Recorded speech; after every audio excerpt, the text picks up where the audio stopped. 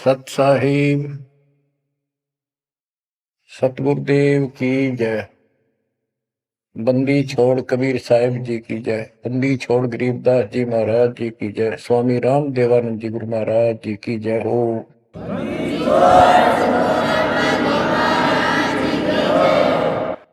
सर्व संतों की जय, सर्व भक्तों की जय, धर्मी पुरुषों की जय।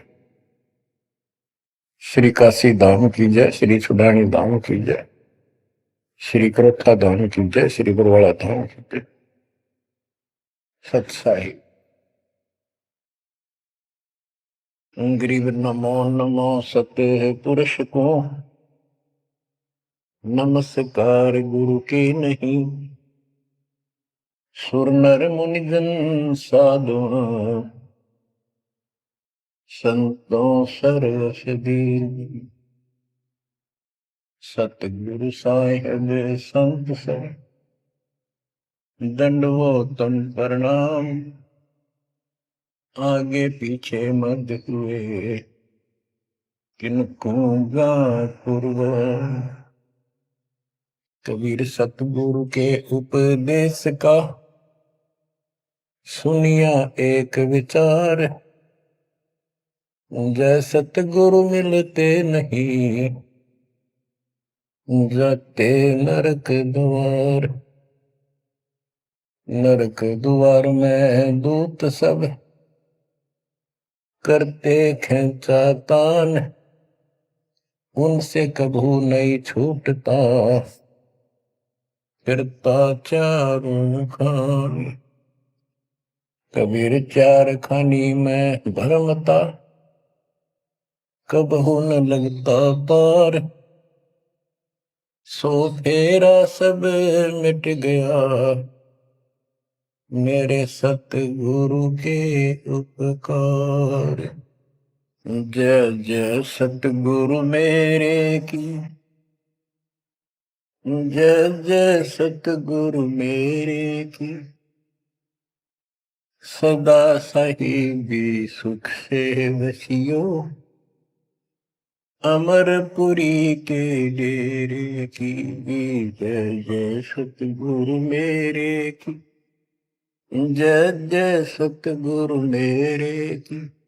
सदा साहिबी सुख से वसियो, सतलोक के डेरे। निर्विकार निर्भय तू ही, और सकल वैमान। जी साधो और सकल वैमान। सब पर तेरी साहिबी, सब पर तेरी साहिबी।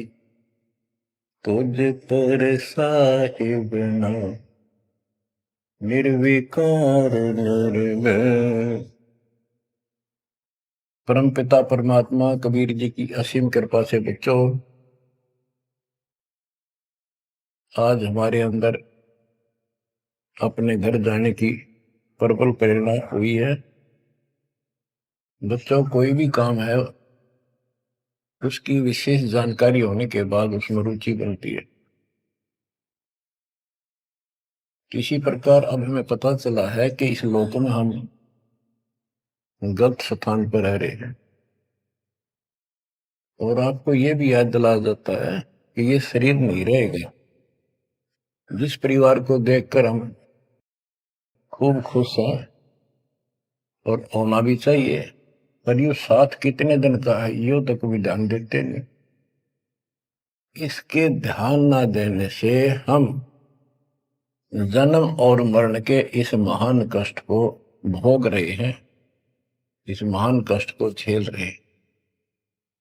अभी तक कोई इस तरह सच्चाई कहने वाला नहीं था। जैसे कोई यूं कह देता ना, भाई ऐसे ऐसे वो हो सकता है, मृत्यु हो जाएगी, तो यूं कहा करते भाई, तो भाई ये बात ना बोला, मृत्यु हो जाएगी, अच्छी बात बता। यानी यूं कहना बुरी बात मानने से कि यूं ना कह, मौत भी हो जाएगी कभी। संसार भी छोड़ना पड़ेगा। यानी इस सच्चाई को अवॉइड करने की चेष्टा करते थे। तो बच्चों, कबूतर क्या करता है, जब बिल्ली निकट आ जाती है वो डर जाता है, उड़ने की बजाय आंखें बंद कर लेता है और सोच लेता है खतरा टल गया, तो वो उसकी गर्दन मरोड़ के खा जाती है। अब आंखें बंद करें काम नहीं चलेगा, ये तो खोलनी पड़ेगी, हिम्मत करनी पड़ेगी, यहां से उड़ना पड़ेगा, काल से बचना पड़ेगा। पहले जैसे 12 कबीर पंथ चले हैं, उससे पहले ये हिंदू समाज, हिंदू धर्म, उसके बाद ये यहूदी धर्म, ईसाई धर्म, फिर मुसलमान धर्म, जैन धर्म, और ये 12 पंथ, इनमें ज्ञान तो बताया जाता था कि भक्ति कर लो, नहीं तो 84 लाख योनियों में जाना पड़ेगा, पशु पक्षी बनना पड़ेगा। और आत्मा डरती भी थी, भक्ति के लिए प्रेरित भी होती थी, लेकिन वो भक्ति शास्त्र विरुद्ध थी, शास्त्र में प्रमाणित नहीं थी, और वो ज्ञान भी शास्त्र प्रमाणित नहीं था। श्रीमद् भगवत गीता अध्याय 16 श्लोक 23 में स्पष्ट किया है कि शास्त्र विधि को त्याग कर जो अपनी मर्जी से मनमाना आचरण करते हैं अपनी इच्छा से, उनको न सुख होता है, न कोई सिद्धि प्राप्त होती है, और न ही उनकी गति बढ़ती। या तो ये कहो कि गीता गलत और ये झूठे गुरु सच्चे, इनमें से एक को रिजेक्ट करना पड़ेगा, लेकिन गीता को कोई रिजेक्ट कर नहीं सकेगा। आखिर में इन झूठे गुरुओं को त्यागना पड़ेगा। बच्चों, परमात्मा के पाने के लिए, उस सुख को प्राप्त करने के लिए कितने कितने कष्ट झेले हैं महापुरुषों ने, हमने भी उठाए। हम ऋषि बने, ऋषि बनकर कठिन साधनाएं की, जैसा लोकवेद दंत कथाएं सुना करते थे, उसके आधार पर सिद्धियां आ गई, सिद्धियां दिखाकर फिर प्रसिद्धि होगी, उस प्रसिद्धि के ऊपर हम प्रसिद्ध हो गए और खूब महर्षि प्रसिद्ध हो गए। अब पता चला वो प्रसिद्धि कैसी थी, जैसे आपको राबिया का प्रमाण बताया, 4 साल की ठीक साधना से ऐसे ऐसे चमत्कार भी हो गए, मक्का उठ के आ गया, लेकिन भविष्य जीरो हो गया उसका, सिर भी काट दिया, इतनी प्रेरित थी भगवान के प्रति, लेकिन नथिंग, कुछ नहीं हुआ। काम तो अब बनेगा जब बनवाया जा। गरीब ये जीवन सफल है, जब लग राम रटंत, देखोरी को जाने दे, भरम पड़े हैं पंथ। इस मनुष्य जीवन की सफलता उसी की है जो परमात्मा की भजन करते हैं, अन्यथा इसका कोई यूज नहीं। पशु पक्षी का भी ऐसा ही जीवन है, ऐसे ही कर्म वो करते हैं, खाना पीना, टट्टी जाना, बच्चे उत्पन्न करना, बच्चों के लिए फिर सारा दिन भटक के उनका पोषण करना, फिर मर जाना, ये कोई जीवन है? इस ज्ञान से आपके अंदर जो गलत प्रेरणा भरी हुई है वो काल द्वारा भरी गई है, बहुत प्रबल है, वो सामान्य नहीं है। अब जैसे किसी को बुखार हो जाता है तो उसके बस की बात नहीं वो नॉर्मल हो जाए। तो बच्चों, आपके लगन लगानी पड़ेगी। जैसे बुखार हो जाता है, उसके बस की बात नहीं कि वो ठीक ठाक रहे, अपने ठीक क्रिया करे, तो उसके लिए औषधि की आवश्यकता पड़ती है, और जब नॉर्मल हो जाएगा फिर सारे काम ठीक करेगा। इसी प्रकार ये आपके बस की बात नहीं है जो आप जिस व्यवस्था में लग रहे हो, ये इस ज्ञान से, इस भक्ति से आपका ये अज्ञान हटेगा, ये जिससे प्रभावित हो बुखार हटेगा, फिर आपकी लगन अदब से बनेगी, अलग से बनेगी। अगर ये भाव नहीं बना तो क्या ये जीवन अच्छा है जो आप जी रहे हो? कोटि जन्म तन भर में दोगे कुछ नहीं हाथ लगा रे। कुकर कुत्ता, सुकर सुअर, खर गधा, कौवा बुगला। बता, इन प्राणियों के शरीरों में असंख्यों बार कष्ट उठा लिया अपने को, असंख्यों बार, एक बार नहीं। तो क्या इस प्रोसीजर को जारी रखोगे? मेरी आत्मा तो मान नहीं रही कि आप इसको स्वीकार कर लोगे।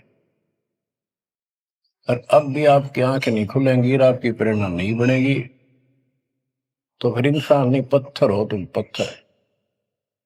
कोटि वर्ष करे संगत संतों की, पत्थर का जल में क्या लीजे। चंदन बन में रंग ला दे, एक बांस बिटन भी ना सींचे। पत्थर को जल में डाल दे, कितने गहरे जल में डाल दे, कितने दिन डाले रखे, उसका कोई असर जल का नहीं होता। नहीं, जल से तो नरम होता है पदार्थ। बाहर निकालते उसको घिसा दे दूसरे पत्थर से, जो का त्यों चिंगारी निकलेंगे। तो पत्थर जैसे प्राणियों को किसी चीज का असर नहीं होता। ये अमृतवाणी उन पुण्यात्माओं को झंझोड़ कर रख देंगी जिनकी आंखें काल में अज्ञान से बंद कर रखी। उस परम पिता के घर जाने के लिए, उस सुख को प्राप्त करने के लिए गरीबदास जी बताते हैं कि मंसूर मैसूर क्यों हो गया, शरीर पासी प्रवेश और जाके ऊपर एती लोभती। कैसा है वो देश? उस परमात्मा के सुख को, सतलोक को प्राप्ति के लिए, उसकी प्राप्ति के लिए टुकड़े टुकड़े शरीर करा दिया मंसूर अली जी ने, पीछे नहीं हटा। तो गरीबदास जी कहते वो सुख कितना होगा जिसके लिए शरीर भी खत्म कर दिया, कोई नो प्रॉब्लम। और ये शरीर तो आपका रहेगा नहीं, गारंटीड है। इसलिए बार बार याद दिलाता हूं कि हमारे ऊपर नशा जबरदस्त कर रखा काल ने। ये आपके बस की बात नहीं, ये तो ये एंटीबायोटिक आपको प्रेरित रखेंगे।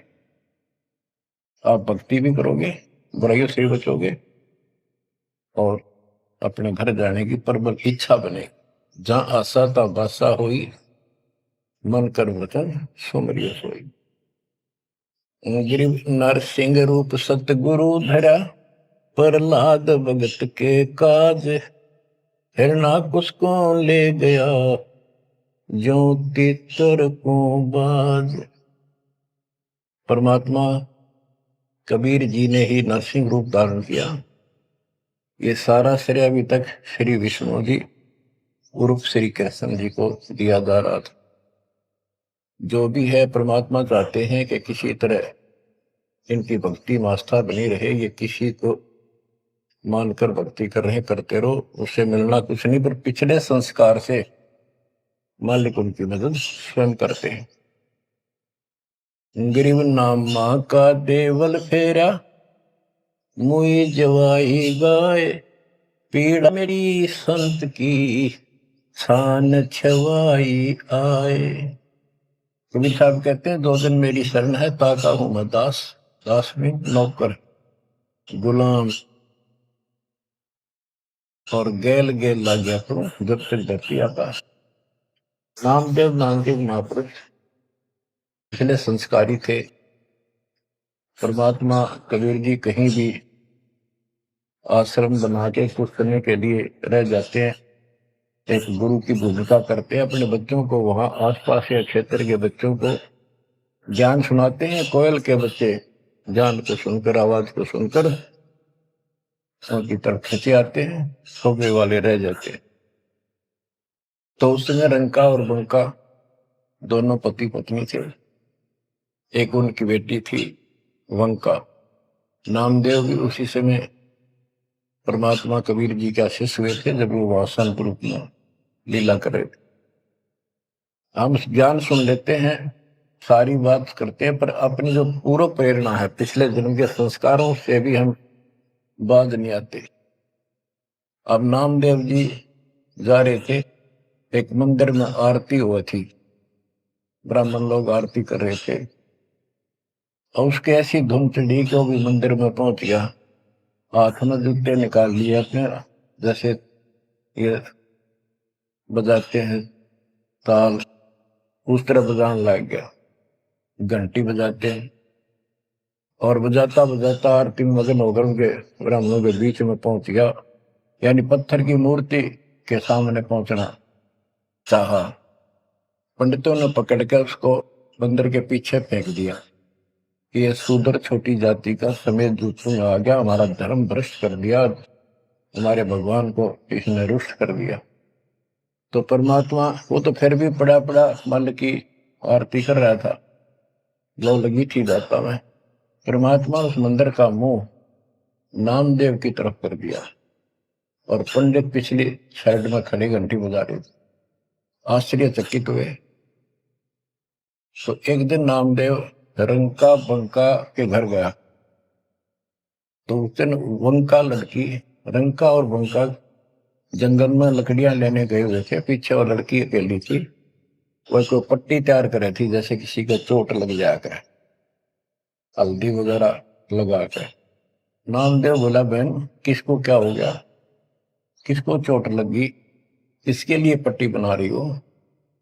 उनका बोली, रे नामदेव तू गुरु जी ज्यादा दुखी ना करा कर, तो भाई मर्यादा में नहीं रहता, वहां के जरूरत है तेरे को जाने जिस मंदिर में, अपना मंदिर में जाना भगवान अलाउड थोड़ा कर रखे है, मानता नहीं तो तेरे लिए, तेरी इज्जत रखने के लिए गुरु जी तेरे मंदिर फेर गए थे, हाथा चोट लगी भाई, उनका पट्टी बांधो। नामदेव गया, देखा तो सचमुच गुरु जी के हाथों में चोट लगी हुई है, और वो कान पट्टी बांधी। हम भक्ति भी करते हैं पर अपने संस्कार फिर भी कोई न कोई अड़ाए रखते हैं, ये परमात्मा को परेशान करते हैं। आप अब आ गया है कति पीक टाइम, अब ये बात नहीं चलेगी। पहले तो चलो को रह गए, कोई बात ना, पैर पकड़ लिए भगवान ने, अब क्या फिसल गया पैर तो पता नहीं कहाँ पड़ोगे जाकर। ऐसा अजब गजब का ज्ञान दे दिया, ऐसा समाधान आपको दे दिया, और ऐसे समय में मानो शरीर मान, तो आंखें खोल लो बच्चों। गरीब नामा का देवल फेरा, मुई जवाई गाय, पीड़ा मिट्टी संत की छान छवाई आए। अब एक जिसमें नामदेव जी ने मंदिर घुमा दिया, घुमाया तो मालिक ने था, लेकिन मालिक अपने नाम नहीं लेते, दादू से दरजीव के आप बगल हो जाए, करा करावे साइया मन में लहर उठा, दादू से दरजीव के आप बगल हो जाए। उनकी महिमा ज्यादा होगी, मुसलमान धर्म के लोगों को दिक्कत हुई, उन्होंने राजा को कहा कि ऐसे ऐसे काफिर है, वो दुनिया को गुमराह करता है कि मुर्दे जिंदे कर देता है, मंदिर घुमा दिया, ऐसे कर दिया। राजा ने पकड़ के बुलाया और कहा, ये गाय काट दी वहां पर, इसको जिंदा कर, जब जाने तो संत है, नहीं तो तेरे को आज तेरी गर्दन यही काट दूंगा। कबीर साहब कहते हैं, हम फिर वहां गए बच्चे, अपने बच्चे के लिए, और उस गाय को जीवित किया। जैसे पुराने समय में संस्थान झोपड़ी डाला करते थे, हट घास ग्रास की, और वो साल भर में कंडम हो जाती थी, तो बारिश आने से पहले उनको फिर से या तो नई डालते थे या तो उनमें कुछ रिपेयर किया करते थे। नामदेव की माता जी ने कहा, बेटा अपनी छान ठीक कर ले झोपड़ी, बारिश आने वाली है, मौसम निकट है। वो कहने लगा, ठीक है माता जी, जाता हूं मैं जंगल से सर काट के लाता हूं, वो सरकंडे से घास फूस। रास्ते में सत्संग हो रहा था, सत्संग सुनना, फिर वहां सेवा में लग गया, शाम होगी, वापस आ गया। उसकी माँ बोली बेटा ले निकल घास फूस।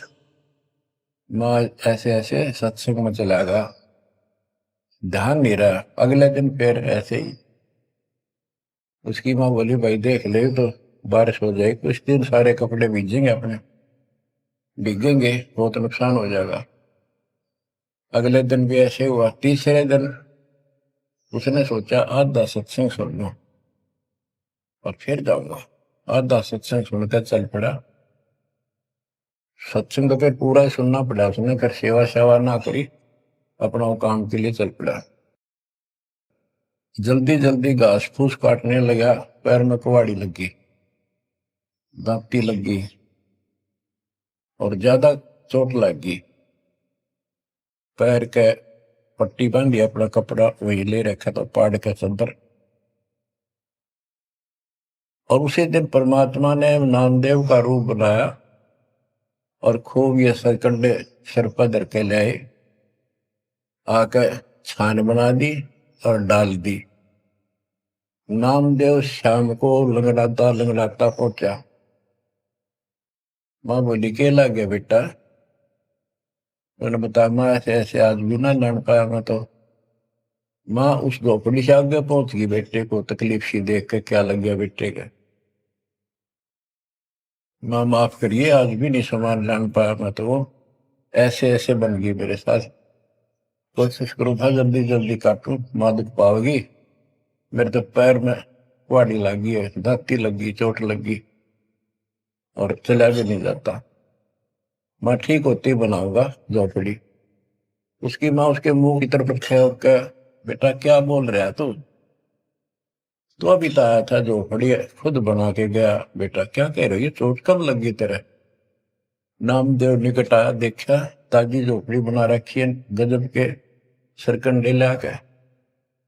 ऐसे तो आसपास की तो थे भी कोनी, ऐसा घास फूस। नामदेव खूब रोया बैठे।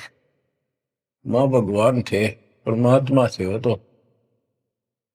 बच्चों दो दिन मेरी शरण है ताका हूं मैं दास, गेल गेल ला गया फिर जब तक धरती आकाश। ये किसी जन्म में भक्ति खूब करी थी जैसे इस युग में, और इस युग के पिछले हुए भक्ति गजब की रहती है, क्योंकि यह साधना शास्त्र में खुला। मोक्ष ना होता तब तक परमात्मा इनके साथ रहे। इनसे चमत्कार भी होते रहते, नाम भी हो जाता, पर काम तो ना बढ़ा, मोक्ष तो ना हुआ। तो ये जो ज्ञान आपको सुना जा रहा है, ये हर पहलू पर आपको सतर्क किया जा रहा है। तो या तो इस भक्ति में छोड़ दो, रिया कति दर्द हो जाओ, कमर कस लो, अब का पीछा छुटवाना है। ये लल्लो पत्तो बहुत होली। केवल हम सुख मांगते हैं, धन मांगते हैं, बेटा ना तो बेटा मांगते हैं और धन संपत्ति मांगते हैं। ये तो बिना मांगे दे देगा जब दिल डट गया आपका, दृढ़ रहे तो।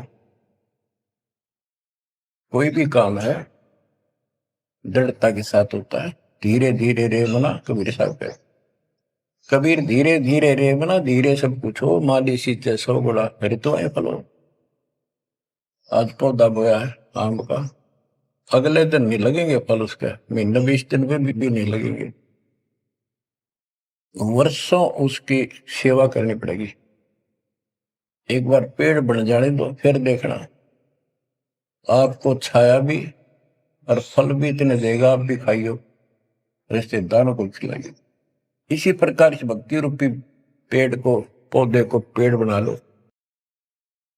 दास देख रहा है, दास ने शुरुआत जब की थी उनकी क्या स्थिति थी मेरे बच्चों की, भक्तों की। वो डटे रहे, टिके रहे, आज हर तरह से उबारा है, संसार से न्यारा है और मोक्ष मिलेगा। जो जन्म मरण का कोड कटेगा। गरीब कबीर के सो बंजारा हुआ, आप भक्ति के हेत कंकर बोई जान के, धना भगत के खेत। धन्ना भगत जी बहुत जबरदस्त लगन की लगी हुई थी उनकी, बहुत जबरदस्त भगत थे। दया भाव संत में होती है। बारिश हुई, बीज सभी किसान ज्वार बीजने चल पड़े। तन्ना की पत्नी ने भी ज्वार दे दी 5 किलो, अल्ले खेत में बो के आओ। भगत जा रहा था बैलों को साथ, बैल लेकर के, हल लेकर के। रास्ते में 4-5 भगत भूखे थे, बैठे थे। अब भगत स्वाभाविक साधु संत को देखकर राम राम करी उसने, बैल खड़े कर दिए, बैठ गया 2 मिनट भगवान से। सुबह सुबह पता चला कि उन्होंने 3 दिन से भोजन नहीं खाया था और मरने के कगार पर। कहने लगे भगत हम तो मृत्यु के निकट हैं, कहीं भोजन नहीं मिला। क्योंकि रेगिस्तान राजस्थान या भी पहले सारी स्थिति ऐसी थी नहीं बढ़िया वाली जनता की। बारिश हो गया तो फसल होगी, ना तो भूखे मरा करते। तो भगत जी ने सारे के सारे ज्वार रख दी उसके उनके आगे, बीज, वो मरे थे भूखे, सारी खा गई। अब वो चल पड़े। भगत जी ने सोचा ही घर वाले लड़ेंगे, पत्नी भी गर्म मिजाज की थी। और इसमें तो भाई कोई भी टोक दे, बीज भी कित खा गया तो कित खो दिया। किसान का तो जीवन होता बीज। लेकिन उसने परिवार न्यौछावर कर दिया। कंकर इकट्ठी की लोगों को दिखाने के लिए, जैसे और बीज बो रहे थे ऐसे कंकर बखेर के हलवा के सामने घर आ गया। खेत में जाकर नहीं देखा। कुछ दिनों के बाद औरों का तो ज्वार गजब की उगरी, और भगत जी के खेत में तुम्बे मतीरों की बेल उगरी बिना गिरती की। मतीरे लग गए मोटे मोटे ये तुम्बे। अब क्या होता है कि भगत जी के खेत में, धन्ना भगत के खेत में बहुत ज्यादा बेल उगी मतीरों की। मतीरे से मोटे मोटे लाग गए, ऊपर नीचे पुड़े न भरी दिखे उनका खेत बना। कुछ दिन के बाद क्या होता है कि बारिश ना होने से उस क्षेत्र में अकाल जैसी स्थिति होगी, और ज्वार किसी का हुई, किसी की थोड़ी बहुत हुई, बिल्कुल नहीं हुई। तो वो तो बाद की बातें हैं। किसी ने जाके धन्ना भगत की पत्नी को बता दिया कि तुमने ज्वार नहीं बोई। वह बोली बोई, वो कहा हमारा भगत कि ना आपके तो मतीरे उग रहे हैं, ज्वार है ही नहीं। उसका दुख हुआ, ज्वार भी कित खा गया यो। तो वह गई, देखा सचमुच वहां तो मोटे मोटे मतीरे भरे पड़े। एक मतीरा यानी एक तुम्बा लेकर चल पड़ी। धन्ना भगत को पता था कि बात आज बिगड़ चुकी है। उसके बाहर जाते ही भगत वहां आ जाते थे, उसके रहते नहीं आते थे। वह जल्दी वापस आ गई। धन्ना भगत ने सोचा था शाम तक आओगी, तो भक्तों से कहा तुम जाओ, बात आज गड़बड़ है। सिर पर मतीरा रख रखा। आते उसने मतीरा सिर में मारा धन्ना भगत का। धन्ना भगत जी ने थोड़ा बचाव किया तो धरती में लगकर फूट गया। फूटते उसमें ज्वार निकली जैसी बीज की साफ सुथरी भेजी थी। अब भगत जी तक टेढ़ा पड़ा, सिर बचाया, और वह देवी देख रही थी, कभी धन्ना भगत को कभी ज्वार को। तो वह बोली ये कहां से आ गई ज्वार इसमें। धन्ना भगत नहीं बोला। वह फिर खेत में गई, वह ज्वार उठाकर अंदर रख ली। वहां जाके देखा कपड़ा बिछाकर मतीरे फोड़न लागी, ढेर लाग गया। गठड़ी बांध कर चल पड़ी, ढोण लागी ज्वार। अरोरा की ज्वार कति कंडम सी होगी, वो ये को ना खड़ी तो रही, पर बस उसमें बीज नहीं बना, सूखी सूखी सी खड़ी। अब वह 3-4 गठड़ी 5-6 गठड़ी ले आई भर भर कर। भगत बोला जितनी आपने अपनी होनी चाहिए थी ना तेरे खेत में उतनी रखना, ज्यादा ना लेना भगतमती ने। बोली तू तो ऐसे करा कर, भगवान ने दी है सारी लाऊंगी। वह गठड़ी भर कर चाली। जब उसका कोटा पूरा हो लिया, वहां तक तब बोझ मरती आई, बाहर खूब लग गया, उतारी तो सारा फूस बना पाया, एक फेर लाई वो भी नहीं हो गया, हार के बैठ गई। फिर धन्ना भगत के खेत में ज्वार निकला, तुम्बों से ज्वार निकला, गांव इकट्ठा हो गया। भगत बोला, भाई अपनी बांट लो थोड़ी थोड़ी, तुम सारे भूखे मन तो बच जाएगा गाँव। तो सब ने अपने हिसाब का थोड़ा थोड़ा ले लिया, और फिर भी उभरती रहेगी। बच्चों, ये बातें कोई बनावटी नहीं है। जिनने भगवान के ऊपर समर्पण किया, जो भगवान पर समर्पित हुए, भगवान ने कभी उनका मारा नहीं। चारों युगों को देख लो, हमने किसका रखा मारा। तो बच्चों, ये महापुरुषों की जो कथाएं हैं आज अपने काम आऊंगी। आप एक बार लग कर देखो इस मार्ग, कोई जगह नहीं रहेगी आपको अगर मगर करने की, इस मन को कति परमात्मा हर तरह से संतुष्ट कर देगा। दास अपनी एक कथा बताओगा। हम सुनते थे कि द्रौपदी का चीर बढ़ा दिया भगवान ने, पर ये नहीं पता था क्यों बढ़ाया था। वो तो अब इस तत्व ज्ञान से निखार हुआ कि कबीर परमात्मा ने एक लीला करके उसका लीर ग्रहण किया कपड़ा, और उसके कारण बढ़ा था।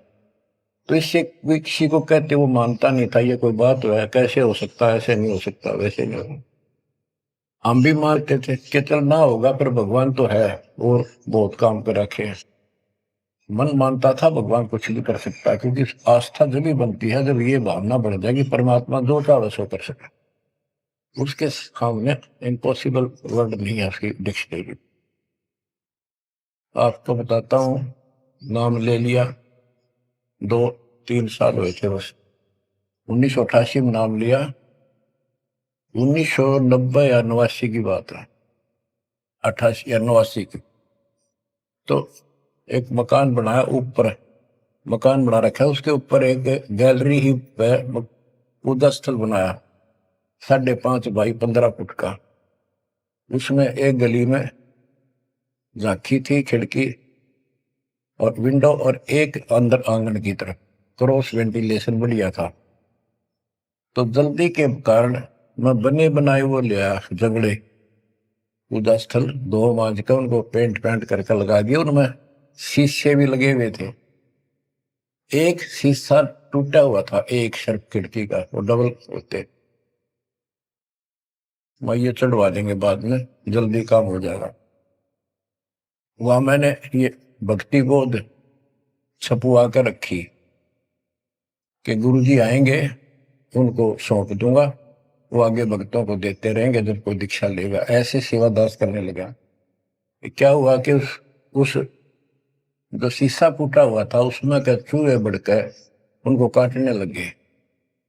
और उस समय क्या था, जब वो जंगले लगाए तो जाली ले आया था, ये एक लोहे की जाली जो मच्छरों से बचाने के लिए खिड़कियों पर लगाई जाती है बाहर की साइड। और वो गलती से वो गलत काट के दे दी। मैं वो साइज लिख के उस लोहे की दुकान पर दिया है, भाई ये काट के तैयार कर दे, इनका गल बना दे। मैं और सामान लेकर वापस आया, उसने बांध के लपेट कर रख रखी थी, मैं उठाकर चला आया पैसे देकर। आके मैंने कहा ले भाई लगाओ। तो ये बड़ा लड़का, अरे वहां किराएदार रहता था, वो बोले हम लगा देंगे। कील क्या सारी ला रखी थी, उन्हें सीढ़ी लगाई। मैं तो चला गया उनको कह के, शाम में आया तो कोई नहीं लगा रखी। पूछा भी कारण क्या था, क्यों नहीं लगाई। उन्होंने बताया कि छोटी है, बराबर में छोटी रहेगी, कम से कम 9 इंच छोटी।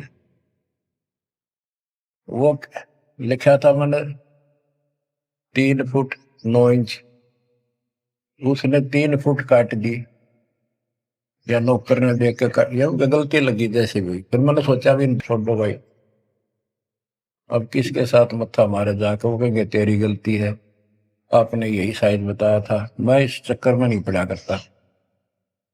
मैंने वो उठा कर स्टोर में डलवा दी।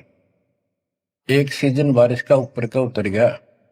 हाँ, फिर वो नित्य नेम छपवाई पुस्तक, फिर उसमें चूहे बढ़ने लगे। कपड़ा बांधा, कपड़ा काट दिया। ये मन में था कि वो जाली तक पूरी है नहीं। फिर दिमाग में आई, भाई ऐसे करो, इस एक खिड़की में दिक्कत है, इस जाली को ऊपर नीचे करके दोनों को एक में सेट कर दो। तो वही दोनों किराएदार, ये बड़ा लड़का, ये छोटा ही था, 12-13, 14-15 साल का। तो मैं उनको कह के अपनी ड्यूटी पे चला गया। इनकी माता जी ने, नारों ने, वो वहां से निकाल के जाली स्टोर से नीचे डाल दी, भाई लगा दियो।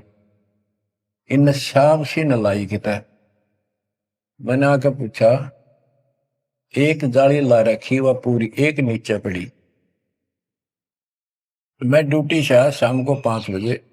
मेरी दुआई बात खटक रही थी, इन लगा दी होगी बच्चा ने, ठीक से ना, मैं आप लगाऊंगा साथ लगकर। मैंने देखा एक जाली नीचे पड़ी, एक ऊपर लगा रखी, उसी पे जो शीशा टूटा हुआ था, गिलास। वो गिलास लगवाने की टाइम नहीं मिल रहा था, क्योंकि दूर मेरी ड्यूटी थी, कौशली साइड में हेडक्वार्टर था, 77 किलोमीटर जाना था। ये ऐसा था ही, जुगाड़ करना चाहा था मैं, कर दे फिर आराम से कर लेंगे। तो मैंने अनारों से पूछा कि ये जाली लगा दी उन्होंने। ईब ला के गए, सवेरे की कह रही थी भाई ला दे, पर ध्यान नहीं दे रहा था यो, लापरवाह। ईब ने देखा गाने वाला पापा, फटाफट बुला कर नींद को लगवा दी। मैं बोला जाली ये और ले आए क्या? ये बोला नहीं, और तो नहीं है, ये तो वही है जो ऊपर डाल रखी थी स्टोर में। मैंने ये सुबह आपके दादा इनको कह दी कि भाई ये रखी, लाओ, जब ला दी। मुझे विश्वास नहीं हो रहा, तू सच्ची बता, ये बदलवा तो नहीं डाले इसको? और बोली बदलवाओ किथे, तो लाई मुश्किल तो है बदलवाने का कित सही हो। मैं हैरान, मेरा विश्वास नहीं हो रहा। एक पूरी हो ही नहीं सकती, पूरी हो करके भी 6-7 इंच नो लटक रही बराबर में मुड़ के। 9 इंच वो बड़ी और 6 इंच और एक्स्ट्रा उसी साइड में। दूसरी देखी, दूसरी भी गए। फिर इसने लैब में ढूंढ गए, बड़े लोग खेल खेल रहा था कितना। मैं बोला तू ये बता, ये जाली बदलवा के लाया है कि वही है? वही है, मेरी मां ने उतार के यहाँ डाल रखी थी, हमने ला दी। मैं मेरी कसम खा, कबीर साहब की, कबीर साहब की कसम खा। बच्चों, वो दिन है आज, इतना गजब का विश्वास कर दिया जाता। बात कुछ नहीं थी, बात और भी लाई जा सके थी, लेकिन वो दिखा दिया, कपड़ा छोड़ हम लो बढ़ा जा। इस मालिक कबीर साहब ने लोहे की जाली बढ़ा दी। वो आज भी विद्यमान है, एक तो उनमें से। वो मकान बेच दिया था इसने, वीरेंद्र ने, मेरे यहाँ इस मार्ग पाने के बाद। जिसने लिया वो भगत, उस भगत ने वापस डोनेट कर दिया कि ऐसी अनमोल पूंजी को मैं सुरक्षित नहीं रख पाऊंगा, आपको वापस दे। आज वो फिर वही है, वह जाली लगी हुई है, हमने भी उसमें सफाई किया नहीं है अभी, क्योंकि हमें थोड़ा सा फुर्सत अच्छी होगी, यहाँ से निपटेंगे मिशन को पूरा करके, उसको फिर याद के रूप में रखेंगे। तो बच्चों, विश्वास रखो इस मालिक पर। कहे कबीर सुनो भी साधो, मैं तो हूँ विश्वास, और गलत साधना करने से कुछ नहीं मिलेगा। क्या बताते हैं, गरीब कबीर के सो बंजारा हुआ, आप भक्ति के हेत, काकर बोई जान के, धना भगत के खेत। वहां काकर से अन्न हुआ, कंकर से, वहां काकर से अन्न हुआ, वहां केसों से हुआ कबीर, वार पार पावे नहीं गति कुछ गहर गंभीर। अब नकली गुरुओं के कारण ये सारा अध्यात्म ज्ञान नष्ट होया पड़ा था। उसके बारे में कबीर साहब बताते हैं, गरीबदास जी बताते हैं, गरीब विष्णु त्रिलोकी नाथ के, परचे कोटि अनंत, भक्त वत्सल भगवान है क्यों निंदते संत। यानी भगवान में आस्था बनाए रहने के लिए परमात्मा ने इन पर विष्णु जी को निमित्त बनाकर लीलाएं की। कहते हैं इनको विशेष वो ना समझो, ये भी अच्छी आत्मा है, 3 लोक के नाथ हैं। अब जैसे कोई मंत्री है, उसकी भी पावर होती है, उसको ये कहना तो कुछ नहीं है, प्रधानमंत्री सब कुछ है, ये तो लड़ाई वाली बातें हैं। ये तो सतीथी बताई है, इनकी इतनी औकात है, इतनी ताकत है, उनकी इतनी है, इनसे हम दूर नहीं हो सकते और इनको एज ईस्ट पूज भी नहीं सकते कि ये करतार बने हुए हैं अपने आप। ये वो करतार नहीं जो होना चाहिए। गरीब करता ऊपर चोट है, कहते हैं करतार, मूल लह नहीं मूर्खा, गिनते हैं क्यों डारे। कि जितने करतार अपने आप बना रखे तुमने, राम कृष्ण विष्णु, ये फिर कितने बना रखे। कर्ता ऊपर चोट है, जो एक करतार को छोड़कर अन्य जो कर्ता बनते हैं उनकी दुर्गति होती है। रामचंद्र देख लो, सारी उम्र दुखी रहा और कर्ता बन रहा था, लोग भगवान के थे भी मान लेता था, आजीवन कष्ट रहा, अंत में सरयू नदी में जल समाधि ली, डूब का मेरा। कृष्ण जी सारी उम्र दुखी रहा, सुख का सांस कभी नहीं, कभी कंस, कभी केसी, कभी चाणूर, कभी कुछ पूतना, और आखिर में दुर्वासा के श्राप से कुल उनके सामने नष्ट हो गया। जिसका कुल सामने मरे है और पश्चाती हो जीव है, सबसे निर्भाग आदमी है। सब कष्टों को देख कर रो रो के टाइम काटा, आखिर में एक विषाक्त तीर से मारेगा, विषाक्त जहर से बुझे हुए एरो तीर से मारेगा। अब क्या बताते हैं, गरीब करता ऊपर चोट है, कहते हैं करता रे, मूल लह नहीं मूर्खा, गिनते हैं क्यों डारे। के मूल की पूजा क्यों नहीं करते, डालियों ने क्यों गिनते फिर हो तुम, कितने भगवान है, कितने टहनी है। मूल से सब कुछ होता है। गरीब सतगुरु साहिब एक है, दूजा ब्रह्म विरोध, बिन सतगुरु सूझे नहीं, चाहे पढ़ो 18 बोध।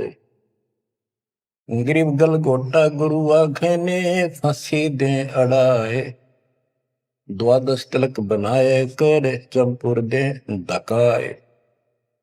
कि ये इंसान का नाश करने, मनुष्य जीवन को बर्बाद करने वाले, ये बाह्य दिखावा करके द्वादश तिलक 12 तिलक बना लेंगे, कंठी माला पहन लेंगे, लाल कपड़े, बड़ी बड़ी दाढ़ी मूछ उठा लेंगे या घुटन घोट हो जाएंगे, मूड मुड़ा लेंगे। ये गल घोटा है, ये काल की फांसी लिए कर रहे, झूठी साधना करवा के। कहते द्वादश तिलक बनाए कर लोग इन पर कुर्बान हो जा, साधु है, और जमपुर दे धक्का, यानी उस नरक में धक्के ते ठोक दे। क्या साधना गलत आप पे जाएगा फिर वहां। गिरव झूठे गुरु का नाक ले, फिर श्रवण और नैन, सतगुरु बोले साखिए, दूर कर पोकट फैन। कहते नकली गुरुओं का, इनका जूते मारे, नाक काटे, यानी कहने का भाव है कि इनका बच जा, दूर हो जा, फूक दे। फूकना मतलब ये नहीं आग लगा दे या उन्हें मार दे, उन्हों को आग्रह। कैसी यह कहावत हमारे यहाँ कि इसने फूक दे एक तरफ, जैसे कोई सामान मंगाया, इसकी जरूरत नहीं, कौन ख्याल है ना, फूक एक तरफ, यानी पटक दे दूर। एक गरीबदास जी कहते झूठे गुरु के नाक कान काट दे। इसका अर्थ है कि उनको कति वहां से अपने से दूर कर ले। गरीब झूठे गुरु को झटक दे, से स्वामी को फूक, या मैं दोष जरा नहीं, शब्द कहा हम कूक।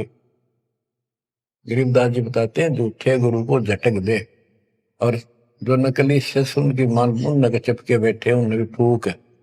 फूकने का मतलब ये नहीं उन्हें मार दे कि पड़े रहने दो। गरीब पीछे गई सो जाने दे, ले रहती को राख, उतरी लाभ चढ़ाई यो करो अपूठी चाक। गरीबदास जी कहते पीछे जो होई सो हुई, उसने भूल जाओ, अब शेष बचे जीवन में संभाल लो, उतरी लाभ चढ़ाइयो करो अपूठी चाक। जैसे हम सत भक्ति ना करने से हमारे सारे काम बहुत खिंच के होते ही नहीं, परेशानी रहती है। और जब सच्चा गुरु मिल जाता है वही काम फटाफट होने लग जाते हैं। पुराने समय में कुएं से जल निकाला करते थे, सिंचाई का काम भी कुओं से होता था, उसमें बैल जोड़े जाते थे, एक लाव होती थी, लाव, वो डोल नीचे जाता था, एक लकड़ की पुड़ी होती थी, लोहे का इतना सिस्टम नहीं था, फिर लोहे की बनने लगी थी पुली, उसके ऊपर वो लाव यानी रस्सी, मोटी रस्सी होती थी, बढ़िया मजबूत, वो पुली से नीचे उतर जाती तो अब पुली घूमती नहीं, वो फिर किसी होती थी, वो घूमती नहीं और अड़का खड़ा हो जाता नीचे, रस्सा गिर जाता साथ में, फिर उसको कहते ऊपर रख, फिर से पुली पर रख और फिर खींच, आसानी से घूमेगी और फटाफट पानी निकला होगा। कि शास्त्र विरुद्ध साधना करके भक्ति से दूर होकर भगवान से तुम दुख पा रहे हो, फिर से भक्ति शुरू कर दो, फिर आपको सुख। गिरिव पीछे गई सो जानते ले रहती कुआं, जो शेष बचा जीवन इसको संभाल ले रख, उतरी लाभ चढ़ाई यो करो अपूटी चाख। गिरिव बोए बिन पावे नहीं जीवित कैसा योग, 84 आसन करे मिटे न संसार शोक। के जीवित मरे बिना परमात्मा प्राप्ति नहीं होगी, तुम जैसे बकवादों में लग रहे हो, जीवित कैसा योग, ऐसे भक्ति नहीं पड़ेगी। और जो 84 आसन कर करके लोग दिखावा करते हैं, इसे मोक्ष नहीं है।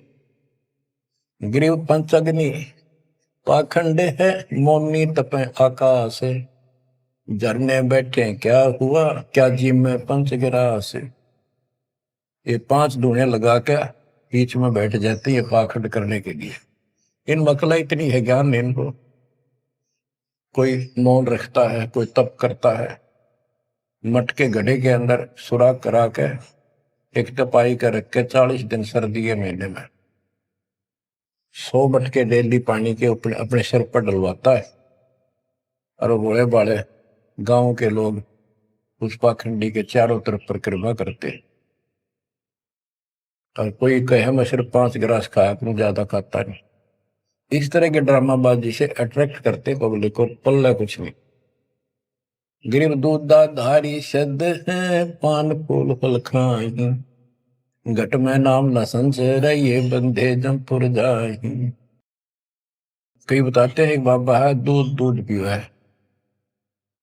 बड़ा शब्द है, दूध दाधारी बोला है, और केवल कभी फल खा लेता है, तो फूल फल ही खाता है। तो गरीबदास जी कहते हैं गरीब दूध दाधारी शब्द है ये, पान फूल फल खाई, घट में नाम न संचर बंधे जमपुर जाई। सच्ची भक्ति है नहीं, सीधे नरक में जाएंगे। गरीब चुंडित मुंडित भद्रा, मोनी मैल न पावे, धूमर पान ठडे श्री ये 2 जग धक्के खा। गरीब योग नहीं यो रोग है, जब लग निज नाम न चीन, घर घर द्वारे भटकते देख बिना यकीन। गरीब देख लिया तो क्या हुआ, जब लग नहीं विवेक, 3 काल निपजे नहीं मिटे कर्म रेख।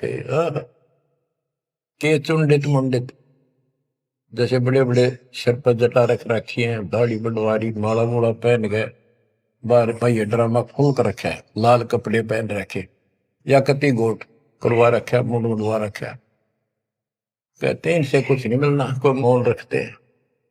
गरीब चुंडित मुंडित भद्रा, मोनी मैल न पावे, धूमर पान ठडे श्री ये 2 जग धक्के खाओ।